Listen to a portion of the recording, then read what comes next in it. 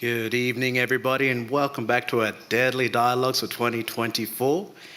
I'm Jeremy Ambram. I'm an Edenji Bundaburra man from far north Queensland. I'm the program manager here in the Indigenous Engagement section here at the National Library of Australia. The National Library of Australia acknowledges Australians First Nations people, the first Australians, as the traditional owners and custodians of this land, and gives respects to elders past and present, and through them to all Australian Aboriginal and Torres Strait Islander people. Just an advisory note for this conversation tonight, it may include suicide and mental health topics.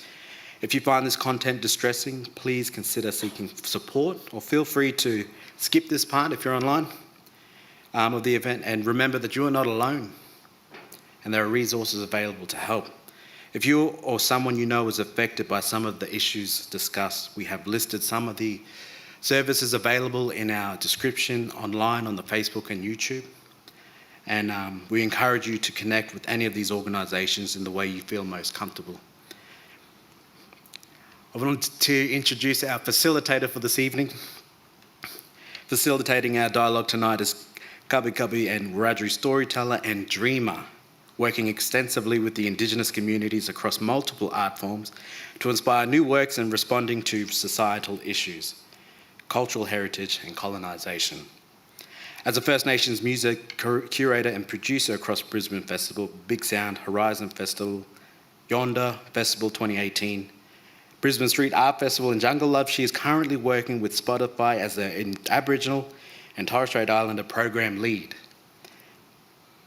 Alethea founded DigiYouth Arts, an Indigenous-led youth arts organisation sharing the stories of our young people. DYA delivers a range of initiatives, including Black Sound, a completely First Nations-led music conference held in strategic alignment with Big Sound. In 2020, Alethea founded Black Social, a multi-arts company that holds a residency at the Tivoli Theatre from 2022 to 2023. As a writer and director, two of her works premiered at the Queensland Performing Arts Centre in 2022, Cooked and Queen City at Brisbane Festival, Black Social, and Screen Queensland. Her film work includes Losing It, a short film best described as a black teen movie, and a visual art album as part of Black Narrative Music, videos called Res Desert Dream, Black Social, and Self. Dr. Alethea Beatson, round of applause.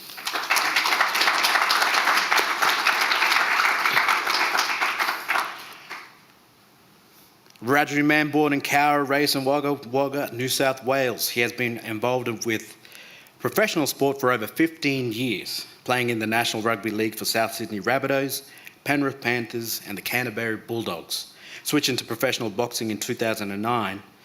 As a boxer, two-time World Boxing Federation World Junior Welterweight Champion, and also won the World Boxing Council Asia Continental title.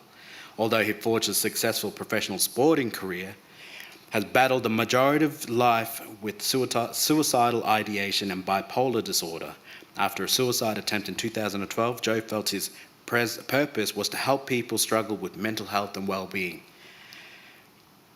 Also an author, having contributed to multiple books as well as his own autobiography, titling Defying the Enemy Within, down there and also in the bookshop upstairs. Also named as a finalist for the Courage Award in 2017 National Indigenous Human Rights Award, and in 2018 he was awarded the Suicide Prevention Australia Life Award for his work in communities across the country. 2019, awarded Australia's highest honour in the mental health field, announced as a co-winner of the National Mental Health Prize presented by the Australian Prime Minister. Since founding the Enemy Within organisation in 2014, delivering wellbeing programs to over 200 communities across Australia and in multiple countries around the globe, his programs aim to alleviate the mental and traumatic distress of individuals from all pockets of the community. Also, an adjunct associate professor at the School of Psychology at the University of Queensland. Please round of applause for our guest, Joe Williams.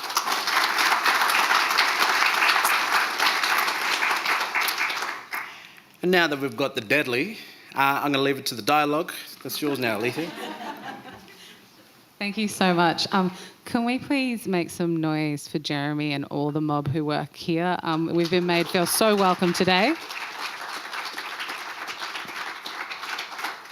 I am a storyteller and a dreamer. I'm also a music fan and a lover of all live performance, whether it's on a stage or a field, because I think both are thrilling and I love combining the two together. I've had such a lovely day connecting with Mob here at the National Library and hearing more about what the folks are doing in this place to ensure that history continues to be archived and kept and done in a way that is in line with how we have always done things in this place. And since this is a yarn, I just want to honour the very important role that storytelling and connecting and sharing, and I think vulnerability as well, has played on these lands for thousands and thousands of years. And I've had such a great day because I got to spend time learning more about Joe. When I was asked to do this by the team here, I had this incredibly visceral reaction of yes in my gut. And I was like, I'm going to listen to that. And I knew it was had this vague recollection because you knew my family. And I knew that was a reason. And then I was like, I'm going to figure out when I get there what all the other reasons are. That's what's going to happen. And that has been 100% true today. I walked here from where I was staying along the water body there this morning. And then I walked home the exact water body where I'm staying. After spending time with you and listening to you, there was a transformation. I was walking home, possibly feeling less alone and less isolated. And I'm saying that not to put super expectation on what you're all going to get out of this, because that's very unfair, but I'm saying that so that people remain open to stories, and when we share stories with each other, how much that beautiful connection can make us feel and transform us. And it was one of the reasons why I sometimes don't say yes, is because I think I'm too busy to have moments where I get to sit and connect, and you've reminded me of that so many times today. So thank you so, so much. We're going to start with something you said earlier today. As a fellow music lover, you said, where words fail, music speaks. And you've shared quite a few songs today that resonate with you. And I'm wondering if you could start with a song that resonates with part of your journey. As in sing or just... No, I mean, we'll you just can, tell. you can We'll if you just, want. No, we'll just tell. I guess, like, I was one of those kids that before sport, before everything, I wanted to be a rock star. I wanted to be, it's funny, like people know the work that I do in the wellbeing space, and I always talk about some important conversations or connections that I've had throughout my life. And there's some important conversations that I had with my dad.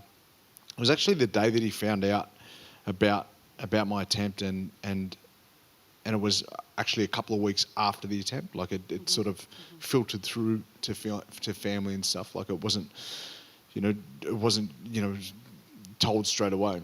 But and he said to me, what are you most comfortable doing? When do you feel safe, and when are you at your most safest, and when do you feel comforted? And I said, one, when I'm on the footy field, and this was it was a Saturday. I remember it because I had to play footy on the Sunday, and I said, one, when I'm on the footy field, and two, when I'm playing music in front of people. And for a lot of people don't know that, like, music is probably my first love. So it was, by chance it was a weekend, and I went and played footy that next day, and I had a gig that night actually, and he said, I want you to go out and play like you're playing in front of 100,000 at Wembley. And I reckon there was about 8.5 people in the pub at Dubbo. But it didn't matter because I played like I was playing in front of 100,000 at Wembley. Yeah. And that, I guess that quote you said there, it's so true. Like, music is the great transporter. Like, there's songs that we reflect on in our life where we go, I remember where I was when I heard that. I remember how I felt when I heard that. And still I have music that comes on in my car today when I'm traveling, and I go, that's where I was in 2010. That's what I did, you know. So, you know, there's a song, it was actually, I was watching a funeral online during the week and talking about, you know, music and transporters. And they referred to this guy and a line from that song. And it's the one that's coming up at me now. So I'll reflect on it. And the guy was a fairly colourful character. And it was somebody who you wouldn't put that song with this type of guy. He was, you know, to me, he was a beautiful man, and he was a very, very caring, loving man, but he had a colourful past. And the lyric that they shared out of it was, "There's so many relationships in this life, but only one or two will last. You go through all the pain and strife, and you turn your back, and it goes so fast." And for those playing at home, you'll know that it's Hanson Mbop, right? And who here got that, right? And when you understand that song or that lyric, it's so true. Is that there's only, like, you think when you're a kid that you got all these friends and you got all these people that want to stick by you, but if you can count your friends on one hand, you've done all right. So I'm lucky that, you know, I guess I digressed a little bit there, but music has been such a beautiful part of my life, and it's because of my youth. You know, like, I guess, you know, parties in the backyard, and, you know, we're all musos, so we all play guitar and we all pass the guitar around and all that sort of stuff. So music is a great transporter, I think, and for me there are so many songs that I can reflect on at different parts of my life that mean different things, but also have all formed who I am now. So go out and listen to music. Listen to it. Don't just hear it, listen to it. As someone who works with musicians, I couldn't second that harder if I tried. And I think there's, like, one of my favourite albums is Chromatica by Lady Gaga. And I feel like if the Digi Youth Arts kids heard that, they'd be like, gosh, I can't believe she's bringing Lady Gaga up again. But Chromatica like this fascinating dance album. And when you stop and listen to the lyrics, the whole thing's about mental health. So, you know, there's a song that's like called 911, and it's like, my biggest enemy is me, Papa 911. And it's her referring to her need to take her medication. And then the biggest dance hit of hers with like Ariana Grande, Rain on Me. It's like, I'd rather be dry, but at least I'm alive, is her like wanting to be sober, but not being quite there yet. And there's so many beautiful hidden gems, even in pop music, which might not always get the same treatment as alternative music. Like that, well, I was so fascinated when you said Mbop, but then I was like, I suppose that's like why I like Chromatica by Lady Gaga. You wouldn't think that at first glance. And I think artists have done such an incredible job at reflecting various experiences that we can all resonate with. And I know we'll touch on that a little bit later on. But this is a very gratuitous, selfish question that I'm about to ask. I've been really interested in sports sort of psychology, or looking at how people who do high performance work prepare for those moments. In September, I'm attempting to produce, write, direct and perform in a one-person show. And so I kind of was like, I'm going to need to figure a lot more out about this. And I remember when I was a horse rider, if I look back at those times competing, I know all the times that didn't go right was something when it was all up here. It was never me or the horse. And so having been someone who had this rugby league career where you spoke about just your natural gifts and talents, like really propelling you through that, to then transitioning to boxing where there was this work ethic and a different approach. I'm really interested because I think we can all learn from it. As someone working in events mentioned today, when you're preparing for an event, there's high pressure. How did you get yourself ready for those moments? Yeah, I think you're learning by mistakes, right? Everything's lessons. And when I was a rugby league player, like you just alluded to it a little bit, when I was a rugby league player, for anyone who, I guess, remembers when I was playing black and in the black and white days. No, but anyone who remembers me as a player, and even any coach that I had would even reflect on it now. Joe was a fairly gifted player, but he didn't work hard. And that hurt me to even say that out loud for a number of years, but it's the truth. There were times where I shirked responsibility, I shirked the hard work, because going back to another conversation with my dad, there was tough times where I had to search deep within myself, and that little person who was sitting there in those tough times was scared to actually stand up. So as a rugby league player, I think I got by a lot on natural ability. For anyone who played with me, they were always having the shits with me because I wasn't working hard. And it's probably the difference between playing 49 NRL games and playing 149 or 249 NRL games. Like the guys who last a long time, or athletes who last a long time, are the ones who have it here. They have it sorted out there, and they mix mentally with what you need to do physically. As a rugby league player, I probably didn't have that. But as a boxer, I needed to have it. Because boxing didn't teach me how to hold my hands up or punch people in the face or even get punched in the face. Boxing taught me how to search deep within myself when times were tough and sit with that little person that goes, holy smokes, I don't want to be here. So boxing taught me how to search deep within that and go, no, you can, Joe. It's all right. And I'll relate it to a story that my dad told me. Right, this is back in 2012 when, talking about the toughest times of my life, Dad said to me, I want to tell you the story about the little boy that lives inside you.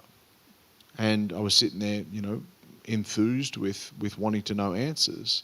And he said, there's a little boy that lives inside you, me, and everyone else, or a little girl for a little girl.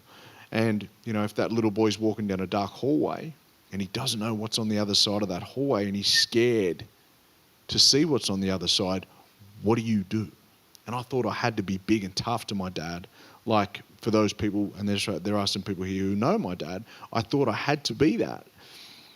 So I said, I'm going to kick that door down. And Dad said, no, Joe, that's actually not what you need to do. You need to hold that little boy's hand and let him know that it's okay. We can get through this, and we can get through this together. And that conversation changed every piece of hard work that I had to get through.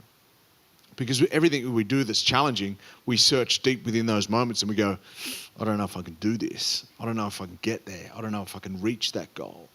But it was those times, and then transforming that into the boxing gym, someone like Johnny Lewis, who's the most softest, gentle-natured person, and his voice is just so warming and comforting that you believe that you can get through anything, right? So boxing taught me how to fight when things weren't well for me. And Johnny Lewis actually started, he got quite upset when he read my book. And he said, Joe, he was half dirty on himself. That's the guy he is. And he said, I didn't see it. He was dirty on himself because he's like, I didn't pick it up. I pick everything up with my boxers when they walk in the door. I can see when they're not there. He said, but I didn't see it, Joe, and I let you down, and I'm sorry. And I said, no, Johnny, it's because I was always strong when I was with you. That's what boxing did to me. Boxing didn't teach me how to punch people. Boxing taught me how to fight me. And the most scariest days of my life, I've gone and started to hit a bag. Not because I need to punch or need to get it out of me, because that's what a lot of people say. You've just got to hit the bag and get it out of you. It's learning to do things when you don't want to do them. It's learning to fight back when everything inside you, within every ounce of your cellular DNA, tells you to stop. That's what boxing did for me. And that's the only way that I can describe what it was that I was going through mentally and emotionally for so many years behind the closed doors that I couldn't tell anyone about. And I've had conversations with so many people around the world, around people who have thankfully survived challenging experiences and times of suicidal crisis, where they say, I didn't want to die, I just didn't know how to live. And that hits it on the head. And for me, so many times where that's been there, that little voice, that audio track that's just constantly going through my ears, that just constantly talks to me and tells me to not be here anymore, that still happens today. But I'm thankful that I have the tools now, like boxing, to be able to reflect on, to help me out of those tough times. I'm going to divert from the plan because I think you mentioned something interesting from the book, and thanks for sharing so honestly someone's reaction to this vulnerability in your life. What was some of the reaction, like for perhaps folks that did know or didn't know, to such a big work of vulnerability where if you were, as you say, presenting something else, if you're comfortable? I remember my book launch and my mum blamed herself, as a lot of parents do, because we don't see signs, and it's not written there for everyone to see. But what was, I think, I guess rewind a few years from when the book was released. When I first came out and started talking about this in 2014, and it was off the back of a short film called The Enemy Within. When I first started talking about this, the amount of people that come up to me and said, Joe, what you just described, I go through the exact same thing. The amount of people, from people in my footy team, to people I worked with, to parents, grandparents, kids, like the amount of people that come to me and said, everything that you just spoke about, Joe, I go through the exact same thing. So for me, it was like a conversation starter, where I then felt like I had a bigger obligation to go, I can't just leave people with this. I need to create some foundations for people to be able to lean into who were going through it. And, first it was, when I started firstly talking about this sort of stuff, it wasn't anywhere near like the conversation of mental health is now. So we're talking back in 2014, and then even rewind from that for when I was playing footy, there's no way in the world that you have these conversations when you're trying to hold down a spot as it is.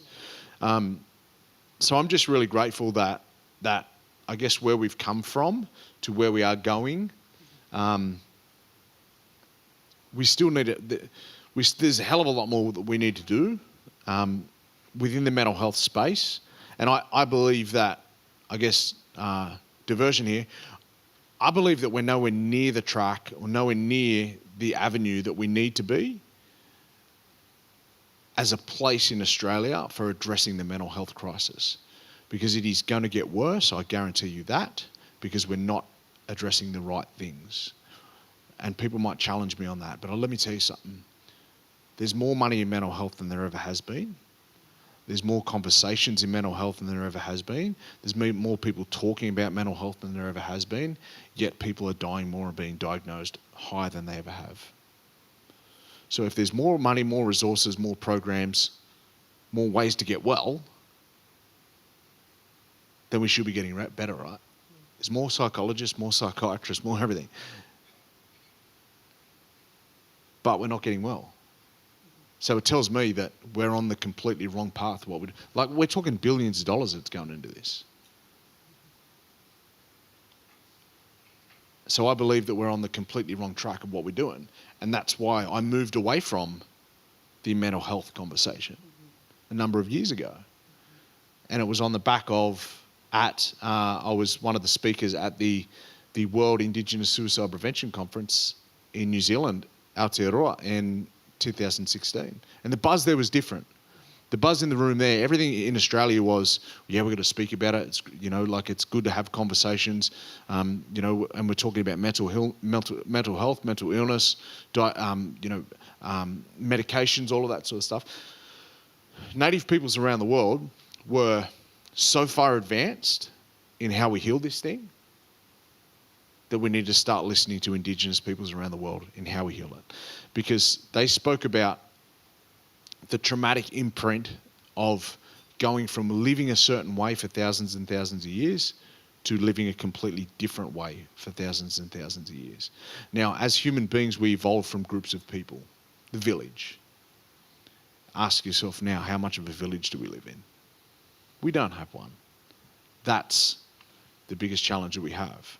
We're away from our kids more than we ever have been.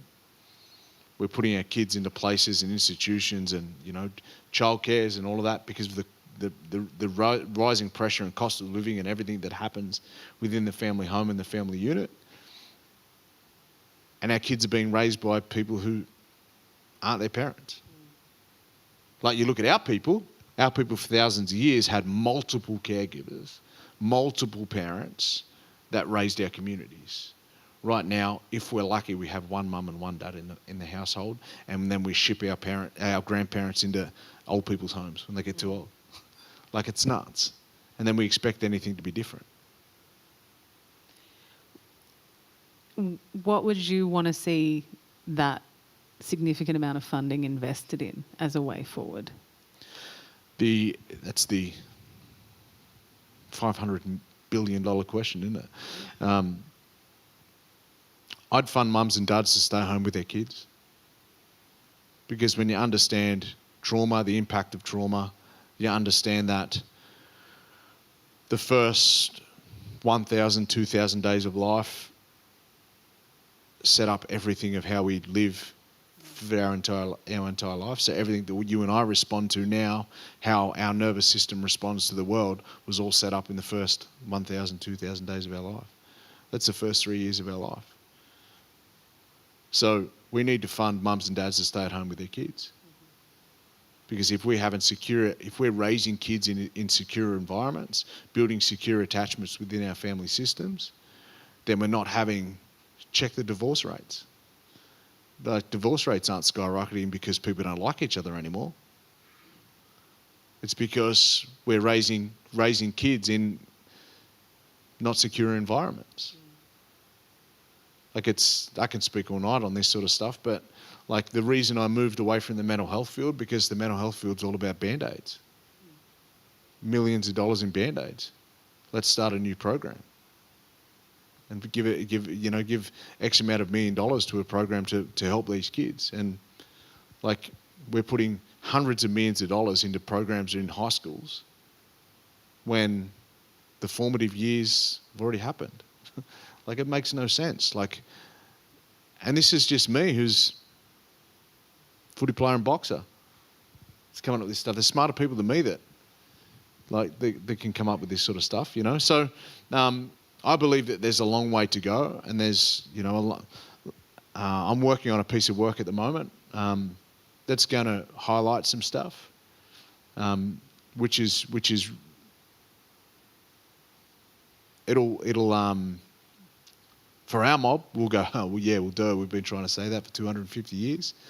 But for a lot of people, it'll open their eyes as to, the benefits of what we did and why it worked for thousands of years. And that, I think you spoke about it today, and I think you've spoken about it throughout this. I've heard you speak about connectedness today in a variety of contexts. So when you speak about connectedness, what does that mean for you as an Indigenous man as to what you're comfortable and able to share? I think there's a brilliant book called Lost Connections by a guy called Johan Hari. And he talks about how we're so disconnected as people in the world, and the biggest challenges that we have with anxiety and depression in our communities is because we are so disconnected as people. And we're disconnected from our family groups, from our mums and dads. We don't sit around the kitchen table anymore and have dinner and talk about, actually have conversations about how we're feeling, how we're doing, what was our day like. You know, we're all in different pockets of the room, sitting on a screen. So I think connectedness, what it is for people, and you could think that connection, particularly as a Wiradjuri Wolgaloo man, like you think connection as a blackfella, but for me it's connection to people, like physically. Like we need to be more connected to people. And when we talk about connection to country, more connection to place rather than country. So connection to a place and having connection with that place and everything that encompasses that place. So we're not just talking about dirt, trees, buildings. We're talking about the animals and how they interact with the land and what they do, and we're talking about how fertile our soils are to have healthy vegetation within our country. You know, having connection to that place and understanding that place is where we need to get to. I say the connection to the 3 Ps: people, purpose, and place. You have a connection to people, you got a community. When you have purpose, you have something to look forward to. When you have a place, you have security in where you are. So connection to our people, purpose, and place, I think, are so vital for people who are struggling mentally and emotionally. I've really noticed that one of my roles, I work from home, and in the other, it's making plays, so you can't really do that. So you're in the room with people, and the contrast between the two. And whilst I also support the flexibility working from home can provide various folks, particularly those with different access needs, I have found that loss of human connection in a workplace where we have to go spend most of our time because of the way the colony works. I find I suppose I'm waiting for another shoe to drop about the impact of that's having on the isolation that might create for certain folks. Well, it's there. You've only got to have a look at it. Yeah. Like the amounts of anxious people that are in our community that can't have conversations with people, that's evident. And, you know, we're talking about skyrocketing rates of anxiety and depression is I believe, a direct result of being locked in our own homes and not being able to go anywhere for 2 or 3 years during the pandemic. I understand what it did, but I think there is so much at play with human connection. I understand the impacts health-wise of what was going on at that time,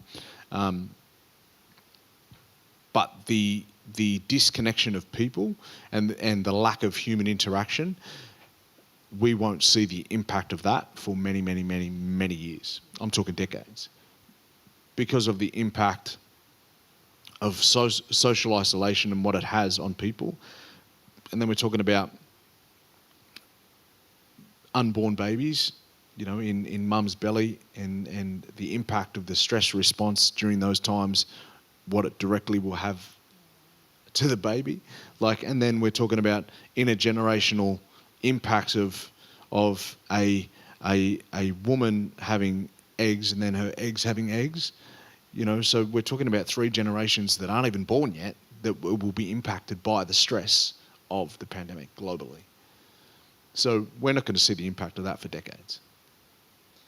It's not a scare me moment, but I'm just saying, there are things that we can do and need to do as community, as people, to start to bring our village back together.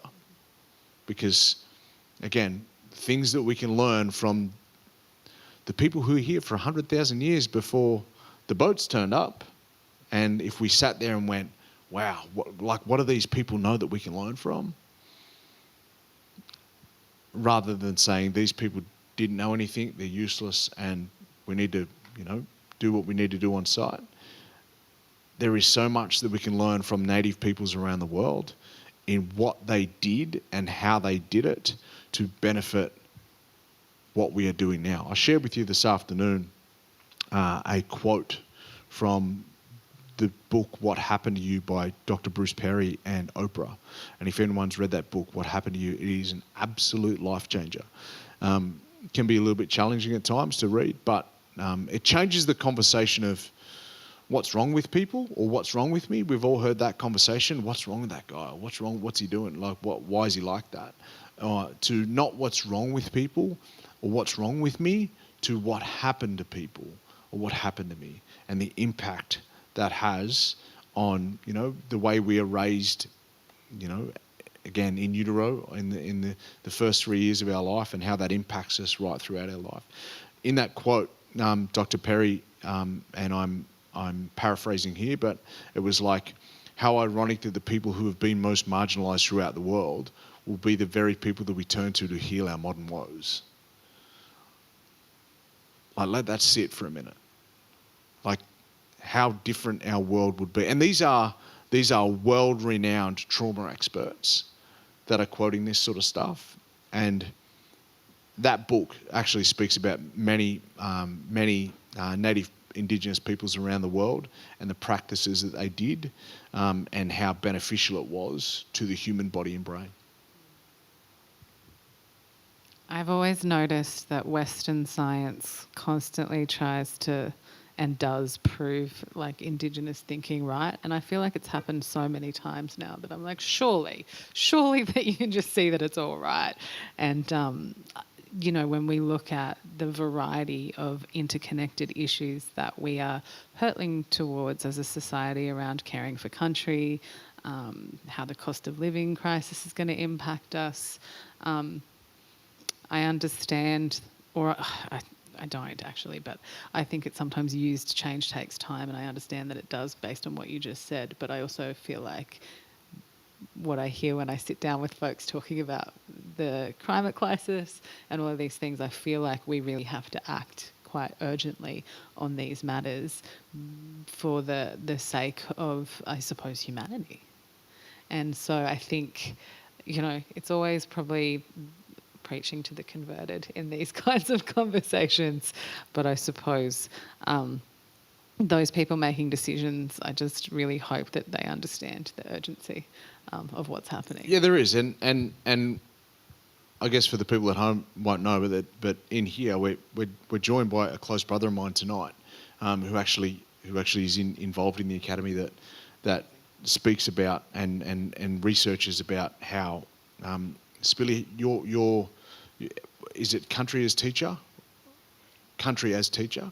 So we're looking at what country can do as a teacher for us. Like it's, and we're having those conversations now in universities and you know, bringing in our mob to be able to teach this sort of stuff. So there is change within systems, little, you know, slight changes within systems, and like again, all we can do is continue our practice, continue and reap the benefits of our practice, and then share those. Like we've, more than anything, we've got a responsibility and an obligation to be able to share those, and that's how old people, you know, direct teachings, you know, for thousands of years.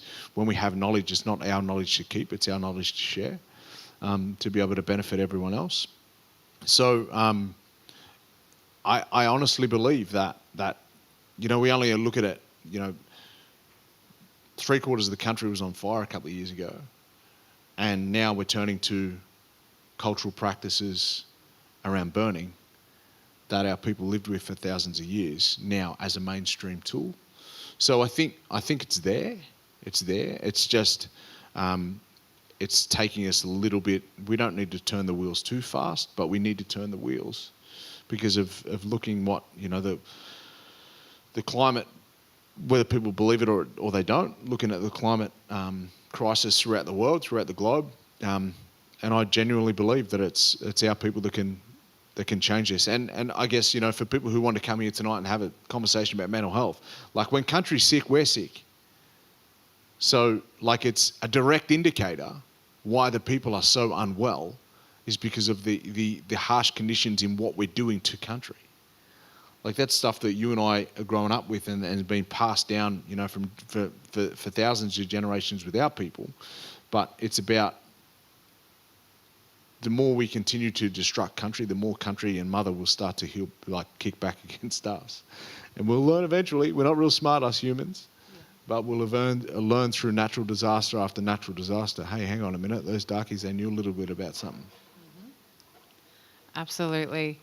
We've touched a lot on, I suppose, the bigger picture of how society needs to shift and change across all of those areas holistically, because I think that's like so clear that at the core of your work is holistic practice around well-being in the most significant and meaningful sense of that word. Earlier today, I asked, because Deadly Dialogues is about celebrating mob and everything that there is to celebrate. And I think you've mentioned a few times in our little yarns today with everyone, like process, and like the process is important. And I asked you if you could think of 3 of the most like transformative moments, and you named sobriety, the attempt, and then the recent pandemic as 3 of the most transformative moments. And I remember the order because I cross-check. I'm much earlier in my sobriety journey. I think it's one year and 10 months tomorrow, but who's counting? And I remember going, just double check that order, and I was like, oh yeah, based on my experience, that checks out. So I'm kind of interested how those moments changed you and what's life like for you now because of those transformative moments. Yeah, I think the days when I was using alcohol and drugs was about Band-Aids. It was about running away. It was about hiding. I got sober, it's 19 years ago now, and all the noise went sky high. So it was like, holy smokes, I've realised what's been going on. Is my mental health all of a sudden got bad? No, it hasn't got bad. It's just now I'm starting to deal with what's going on. So sobriety was a huge test for me early, but it was I will continuously say that it's one of the greatest gifts I've ever had, because it taught me how to live with the chaos. It taught me how to manage the chaos without having to run away from it. And then I went down the path. Obviously, that we talk about the most challenging day of my life, and I made a promise to myself on the other side of that every day I open my eyes, I'm going to make a positive impact on someone else's life, and that then led me down the work that I do now, and like I was on the road 310, 15, 20 days a year, so like I wasn't stopping. And it was like, if I stop, this is going to turn up. So I've got to keep going and stay busy. And then the pandemic happened. I was like, what am I going to do now? And I took the pandemic to do a hell of a lot of work on myself. And I talk about like two really big realizations during the pandemic. I talk about how I've got 5 kids from 3 separate relationships that are 3 very different parts of my life, and you get 3 very different versions of me in those times. And out of those 5 beautiful kids, I've got 3 boys and 2 extremely challenging young girls. And my eldest girl, she's almost 18, and my youngest girl is 6/26. She's a little boss, right? And this is like the realization. I know I can, I'm a storyteller, so I can go on little rants, but one of the most challenging things that I sat with during that time, I was always, and I say this respectfully, that I thought my eldest girl was a lot like her mother. And I was like, she's this like her mum, she's that like her mum, and that like her mum. And then I actually apologised to her mum when I realised that she's probably a lot like me. Because you look at my youngest one, my partner now, Courtney, is the most gentle thing in the entire world. And anyone who knows Courtney will she's never got a bad word to say about anyone. And Frankie, our 6-year-old, is just fire. Absolute fire. And for anyone who follows me on social media, you'll understand what I'm talking about. And then I was like, there's only one thing in common with both these girls. and both girls were like red hot firecrackers, and Courtney's the most gentle thing in the whole entire world. So I was like, well, how? I can't blame that. So, you know, like now that I understand behaviours and I understand, you know, the different challenges of the brain and where we're at, you know, developmentally as well. I can have these conversations with my daughters, and I also know that how I act and behave and the relationship I have with my daughters is going to impact their relationships in their partners for the rest of their life. So I need to make sure that I'm doing my absolute best in that. And it's never, I'm not for 1 minute saying it's been perfect, but I'll say that I make a really conscious decision to pay attention to my behaviours, words, actions, everything that I do around my girls. And it's and that's not to say that I don't do that with the boys, but I just know that with the girls it'll have a much greater impact as far as their attachment styles and the partners that they have in their life. To the point, you know, like where I'm involved in a documentary at the moment, which will be, I think it was released at the end of the year, and it's about parenting, and it'll go into different tools and ways that I've been a parent, because the other realization that I had during that pandemic was that I realized that I was a father for 18 years and a dad for 2. And I was like, holy smokes, like, I don't know how to do this thing. Because Courtney she was a childcare worker, so she had to go to work. And then I actually spoke about it on the Maggie Dent podcast for the Good Enough Dad, if anyone's heard that. I spoke about Courtney was actually she got a really bad infection, and she was in hospital for a week. And it was like the old people's way of just giving her a rest. Like, and for me to go, you got to step up here, Joe. So I was like, I talk about it and laugh about it on that yarn with Maggie, but you know, there was you know, scheduling different things with the kids, and afternoon naps and lunch, and then meetings online, and then you know, working with exercise outside or whatever. The kids want to go out and run around, and we got to organise all that sort of stuff, and looking at when you're allowed to, not allowed to then organising dinner, and then cleaning up after dinner, and then getting all the showers and getting ready for bed, and then getting, and I'm like, and everyone like, I'm going to go there.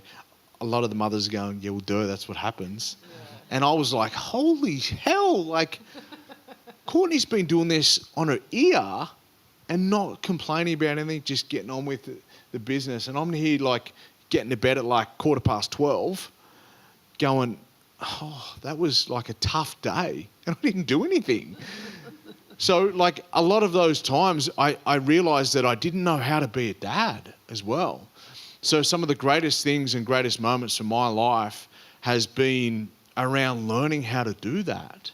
And the pandemic really helped me to be that. So I took all that time into reading and learning online and doing different, you know, seminars and you know, even courses and things like that to be the best version of me, so I can turn up every day to be the best version to the people that I care about the most under my roof.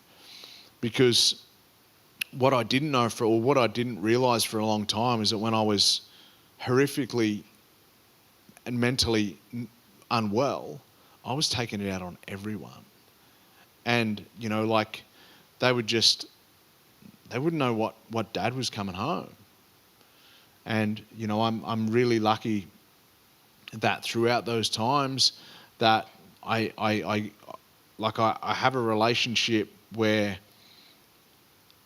I allow people to call me out on the stuff that I need to be called out on, because sometimes you're in these manic episodes or even depressive episodes, and you just can go by weeks and you don't know how bad you are to people.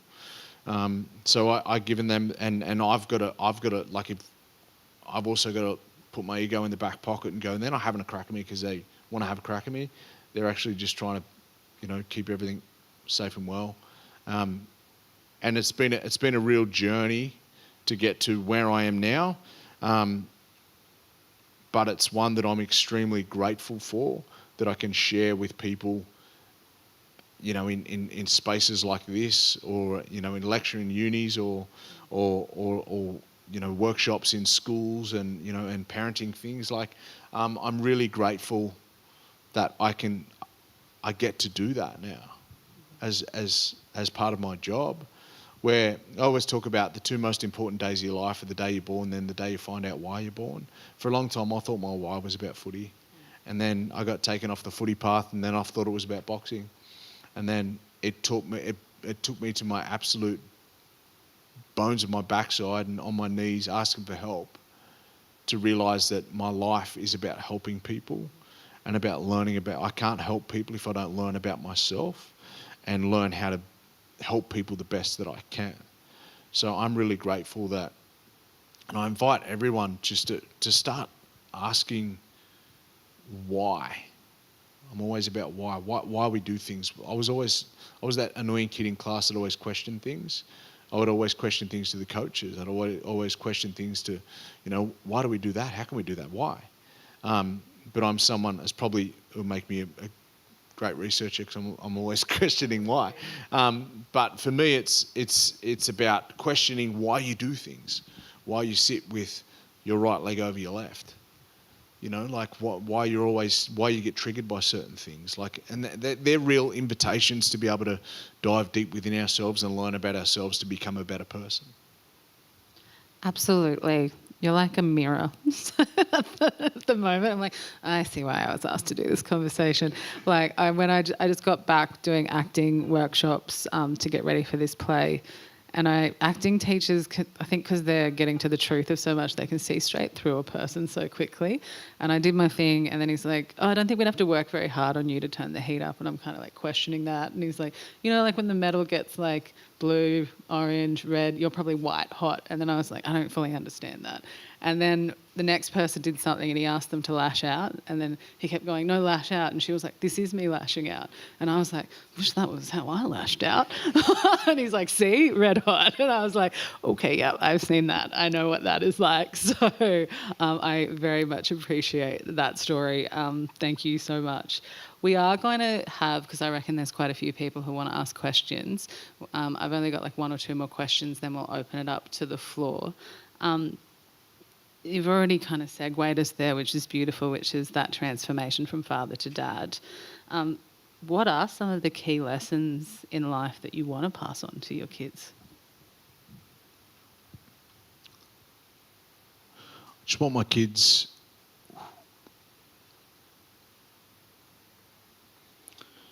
I just want my kids to know that I had a crack.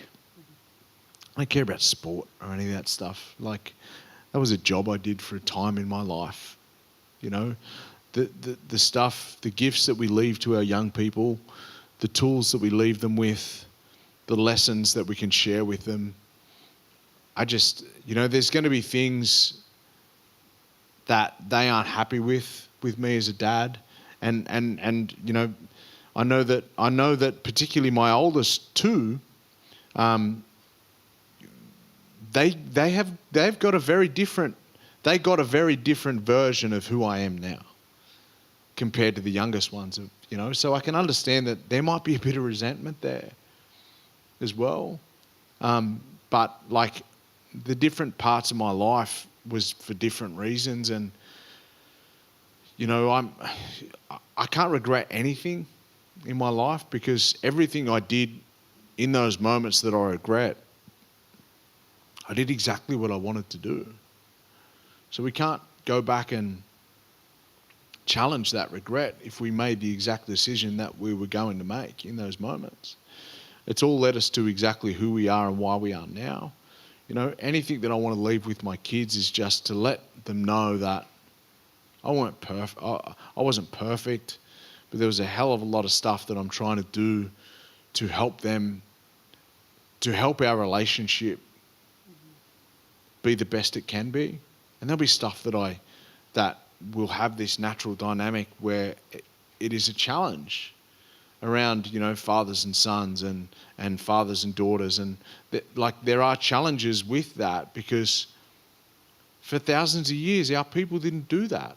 For thousands of years, our fathers didn't directly raise our sons. Like, it was our job as an authoritarian to say, oh, you don't do that. And then the grandparents would come in and go, oi, leave him alone. Oh, let me take care of him. Right? If we can all reflect on those moments now, like as an auntie or as an uncle, or if you're a grandparent, you understand exactly what I'm talking about. My dad gets on better with my oldest boy than I ever have. Does that hurt me? The only thing it hurts is my ego. I know that that's the relationship that's always been there for thousands of years. And I understand when kids, move off the path and they listen to more than they listen to you as a parent. But as long as they listen to someone, as long as they listen to someone who's positive and you put those positive, this is what the village was all about. You're putting positive people around your kids if you're having those direct challenges with them. I'm really lucky, I guess, with my work that I understand behaviour. And, I coach young people at the moment, like with sport, playing footy and things like that. So I know when a kid's having a bad day, the minute he walks onto the training paddock. So I'm not going to start going, you got to make the line, you got to push harder. If you're not fit, we're going to do this, and we're going to I got to have the soft approach and understand that footy ain't the be all and end all. For a long part of my life, I thought it was, and I haven't said it out loud a great deal, but when I was playing sport, it was the most disconnected I ever was as a person. Like, I wasn't authentically who I needed to be as me.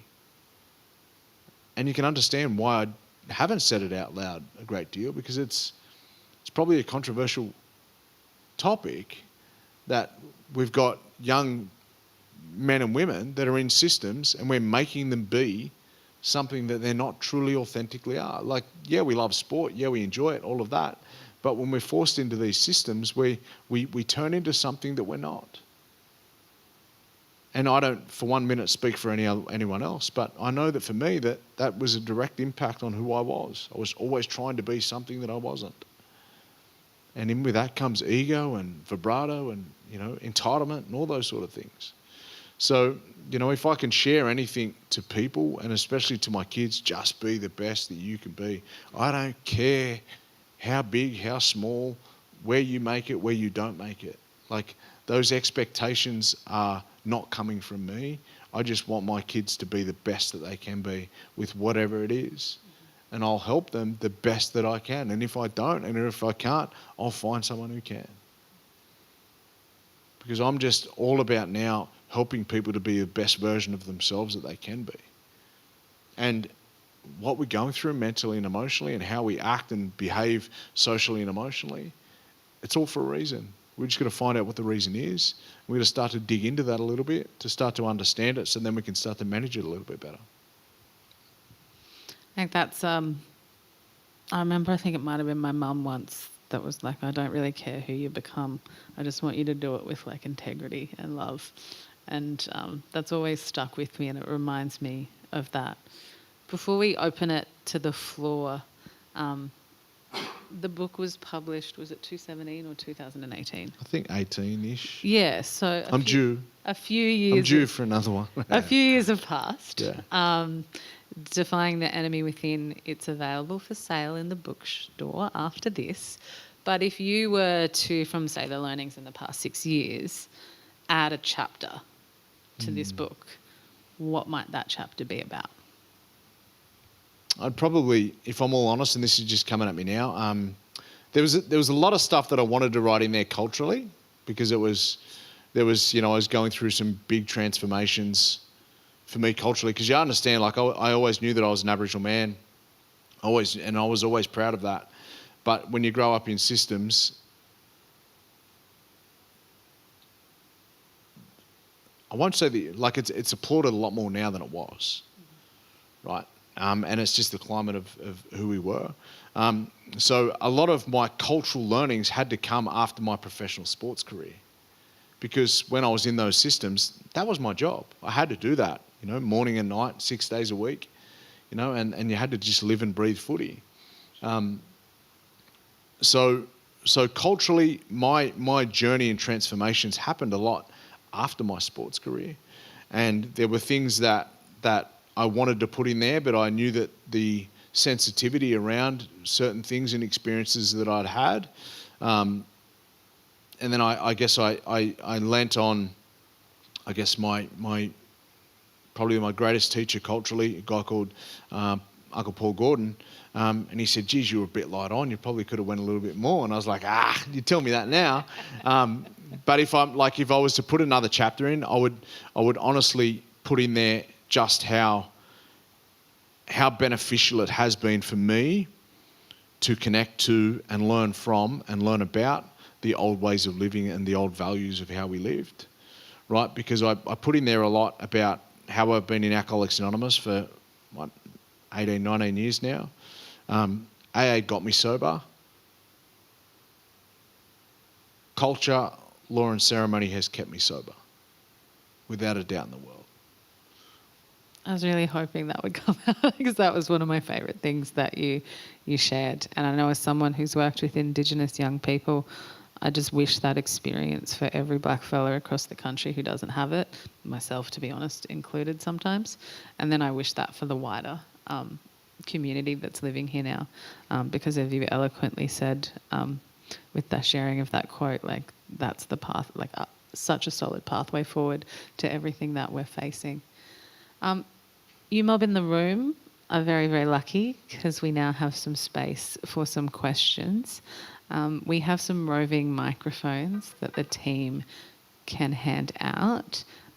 If you have a question, pop your hand up and we will get a mic to you. Don't make a liar. No one has questions. Down the front here, there is a question, if there's not one up the back. Down here. Thank you. Thanks very much to the both of you for tonight's dialogue.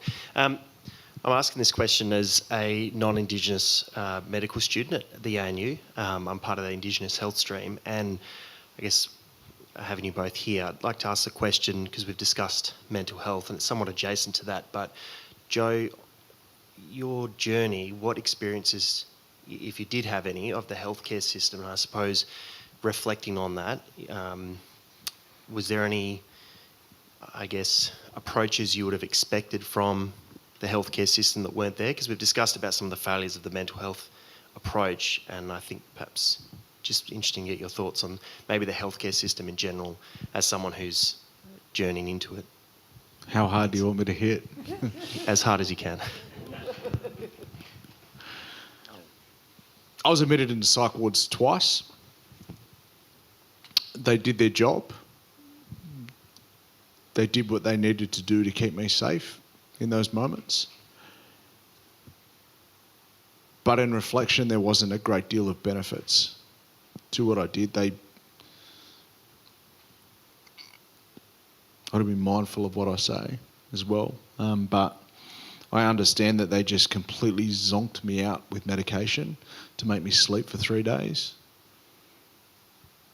And it was actually a friend of mine who was the security guard. Like I lived in a small country town, and I lived in a friend of mine's security guard. And I said, if you don't get them to get me off this stuff, you're going to be the one who has to stop me.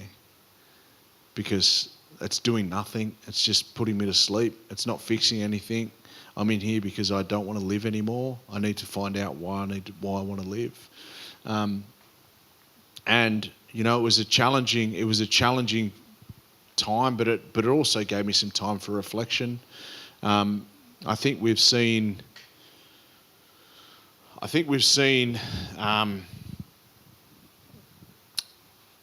again, choosy with words and don't want to be.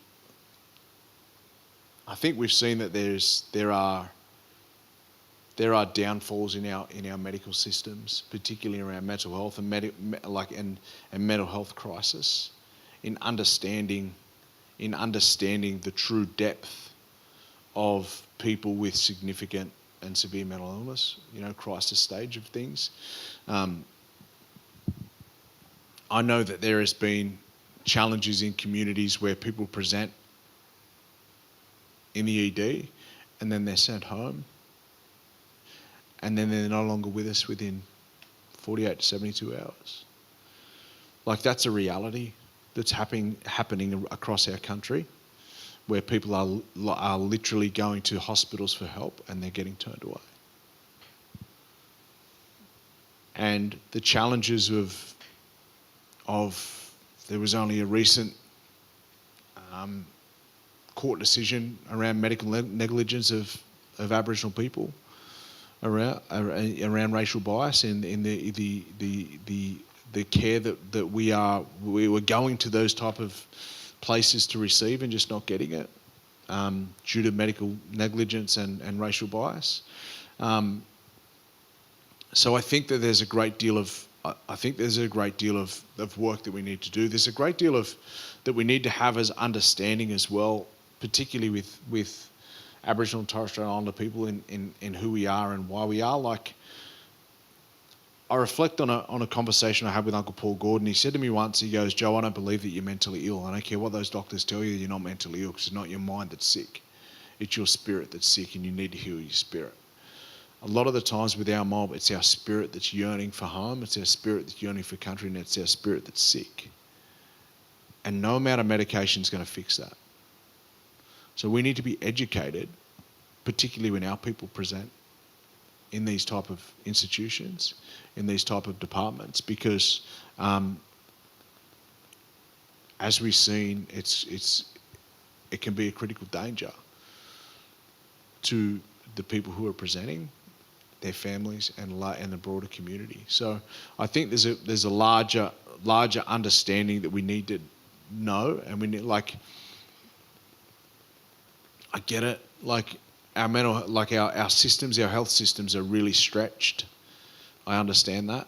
Like, hats off to the people who work in those systems, because they do incredible work. But there are shortfalls and downfalls that we are seeing things and people slip through the system that are no longer here to tell their story. So that tells me that there's more work to do. Thank you. We have a question over here as well. Oh, Dudley. Is that a good time to say people online can pop in questions? People online, you can pop in questions.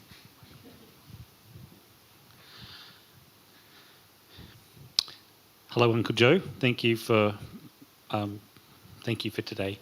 You've invited us to be a bit vulnerable, so I just wanted to share with you a story, and it's about you.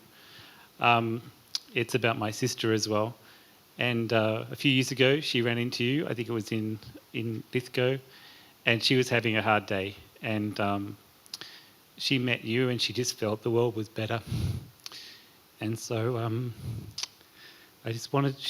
I told her I was coming here tonight, and she said, "Say hello from her to you." And I guess to me that is a story of connectedness, and I guess I wanted you to know that you made a difference on that day, and you've made a difference on my journey and my sister's journey to this point as well. And it's with great appreciation that I share with you that story. Thank you. Thank you, brother. I think I'm so grateful, one, to hear that story, but two, also, like, it just goes to show that you don't know the impact you have on people who are doing it tough. And we're all walking around the community. Like, I'll put these back on because now I can see people. I literally couldn't see even my brother here in the first row. You don't know the impact you have on people, and you don't know the impact that has on people when they're having a bad day, just by pulling someone up. And I remember many years ago, it was when I was playing footy at the Panthers, actually, at Penrith. It was absolutely pouring with rain, and there was a family that were walking in the pouring rain that had small kids, and I pulled over and I said, "Mate, is there anywhere I can take you?" And they jumped in, and they knew me because I was playing footy at the time and stuff like that. And I took them back to where they were staying. And then many years later, I live in Dubbo now, and that family live in Dubbo. And they said, "Do you remember that time in the pouring rain when you pulled up at Penrith and gave us a lift. And I was like, you just don't know who it is and the impact that it can have on people. And I'm just really grateful that we wasn't raised with a great deal, but one thing I was raised with was a great deal of values in our life and in our family. And I'm really grateful that I have that, again, that I can just share with my kids and with people. Everything that I do is grounded in those values. Every behaviour that I have is grounded in those values. So I'm just really grateful that for the upbringing that I've had, in lessons that I can now share with other people. So thanks for sharing that, brother. Thank you both so much. Do we want to pass to one of you read the online question, please? I will read it to you, Joe. Joe, you mentioned that despite billions of dollars being poured into mental health, things are not working. What would you include or change to start seeing positive change? Yeah, I think I mentioned it briefly. I would fund mums and dads to stay home with their kids, because the challenges that we're having now as adults, and again, I'm in that documentary called Seen, and that documentary talks to us being seen and validated, and or the lack of. So the challenges that we're having in the community now is that we're walking around with broken little people trapped in big people's bodies. And that's because people weren't given the love and the attention or validation that they needed. Not that their parents didn't love them, or not that their parents didn't do their best. I'm talking about fundamental needs that we have as human beings. And again, we can't go back to 240 years ago, let alone 10,000 years ago, but that's what the village had. We made sure that people were there, loved and looked after by multiple caregivers. So I think what I would do is make sure to, I've been an advocate for, the 9-day fortnight, around, but also not just the 9-day fortnight where you get a long weekend every weekend to go out and completely write yourself off. Every second Monday or whatever day of the week, use that time to build, form, secure relationships with your family, and put the time in your family and into your kids to make sure that you love and look after your kids. Because our kids, there's another great book called Hold On To Your Kids by Gabor Mate. And essentially we've got kids raising kids. Because think about it, we're out the door we're supposed to start work at 9, but we're there a hell of a lot earlier than 9. And then what are we doing with our kids? They're either going to childcare or before school care, or going into school early, or and then when we get home, we're stressed from a massive day, and we've got to get dinner on. We don't know what to get dinner, and there's the pressure of the cost of living. So we're running around trying to force the kids out the door of a morning, screaming, ranting and raving, then expecting them to have a good day, and then we're screaming at kids to get them into bed of a night, expecting them to have a good sleep. It's madness. It's not real hard. So the way that we are living is causing this exponential crisis around mental health throughout the world. So the things that I would change is the way that we parent our kids. And the only way we can do that is by spending more time with them.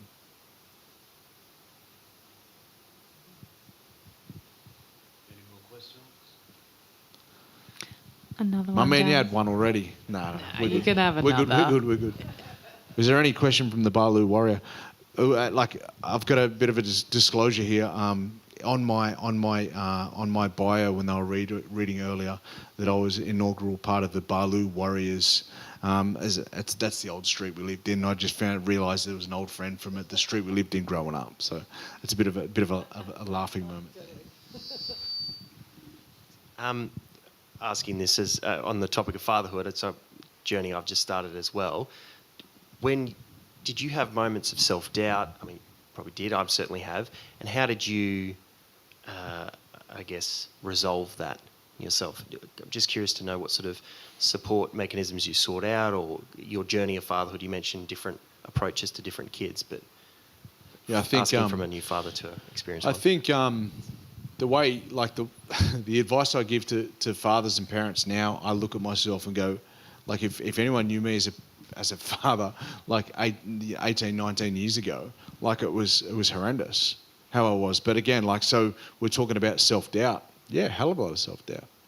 Because I'm not sure there'd be a person in the room that wouldn't have had that self-doubt either as a parent. It's a very natural thing that we all go through because we all want to just do our best, right? So I think there's this new, I guess, trend, or trend's probably not the right word, the new age conscious parenting around, you know, how we speak to our kids, how we treat our kids, how we speak to our kids, how we care for our kids. It's just about learning, and nothing's ever going to be perfect. And you know what I guess in our concept of parenting, as far as the First Nations perspective, our responsibility, our job, our role is to leave the place better than we found it. And that is to, you know, if there's different things that we can do to improve on throughout the we experience throughout our life, if we can share those experiences in a better way to our young people's lives, then we're leaving them in a better stead. So a hell of a lot of self-doubt. Like I had a conversation just with my boy recently. I was like, this is my first time having a crack at this, man. Like I've got a 19-year-old now, and it's the first time I've ever had a 19-year-old. So go easy on me. Like it's your first time being a 19-year-old, having a dad who doesn't know how to look after a 19-year-old.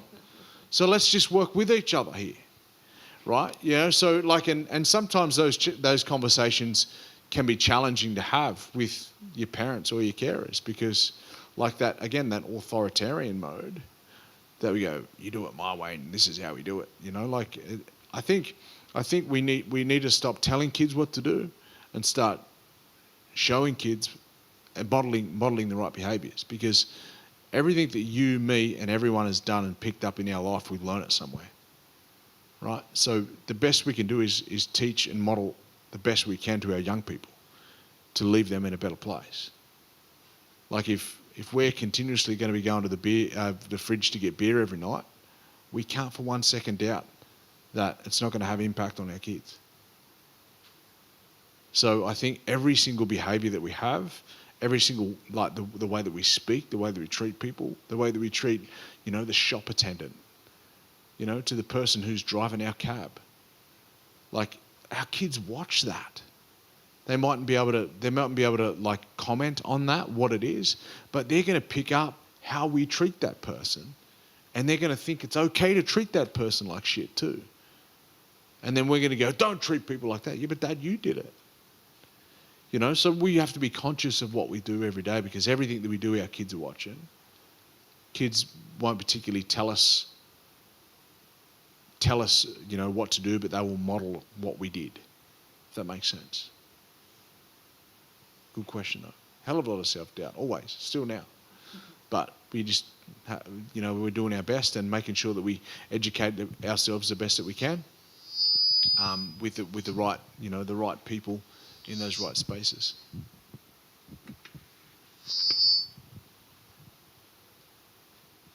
That was a great question, so I'm glad you had to. Thank you so much.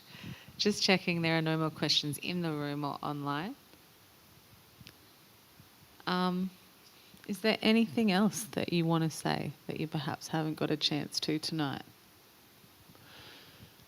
There will be times, experiences that you get to have where you get to learn, and you will doubt that learning, or you will be too scared to go into that learning.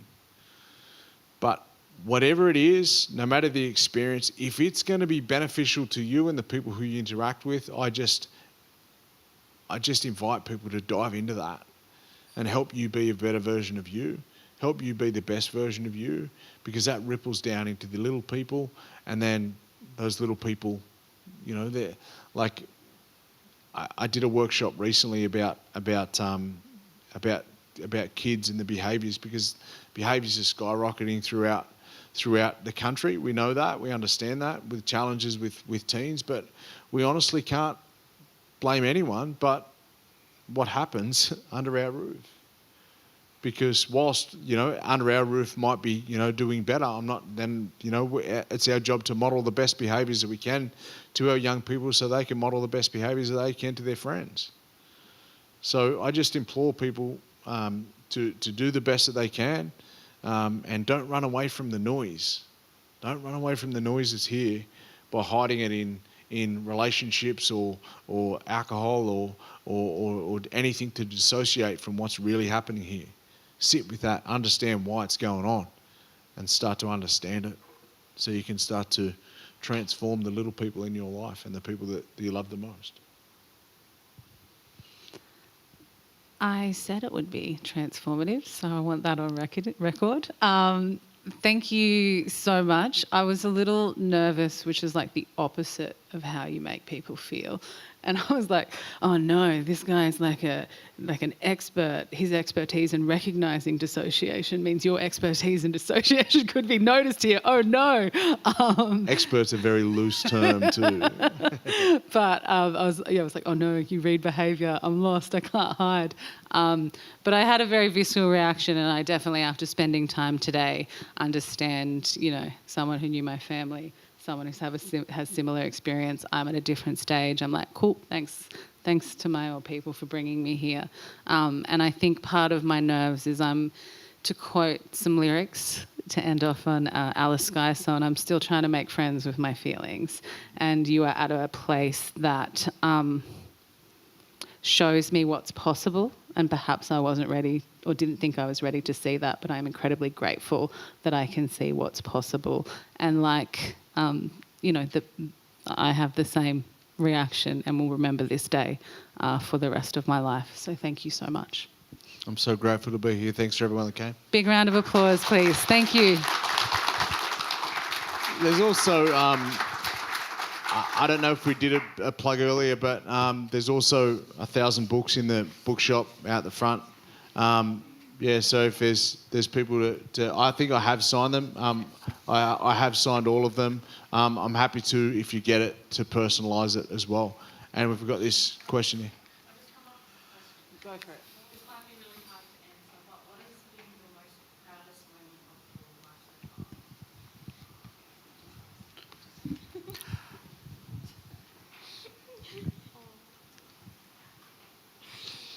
far? I've just asked, and I know you've experienced so much in your life, and it can be really hard to answer this, but what has been your most proudest moment in your life so far? I'm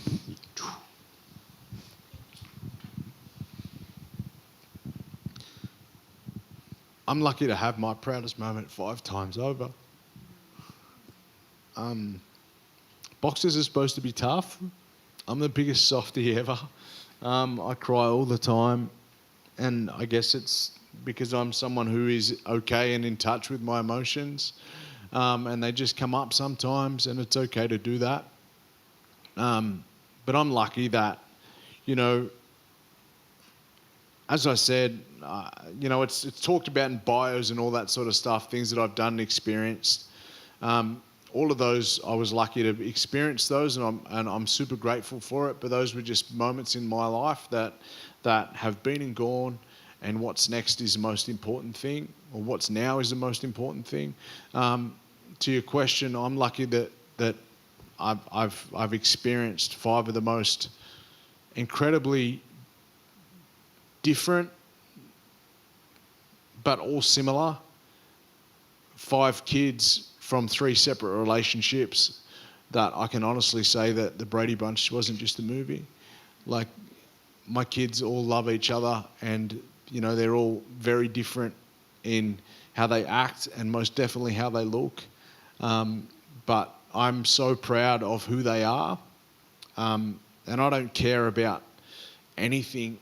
They can choose whatever they want to do in their life, and I'll be proud of whatever that is, and I'll help them be the best version of that, whatever it takes to be that. So I'm really lucky that, as I said, those moments in time were just moments in time, and I'm lucky that I'm really proud of who I am, who I'm continuously growing to be. And, you know, I'm lucky to be proud of 5 incredibly smart and gifted young kids that will go on and choose to do things in their lifetime, whatever it is. I'll be proud of that. So thank you for that question. Thank you, everyone. Can we get a round of applause for a beautiful conversation tonight, sharing space?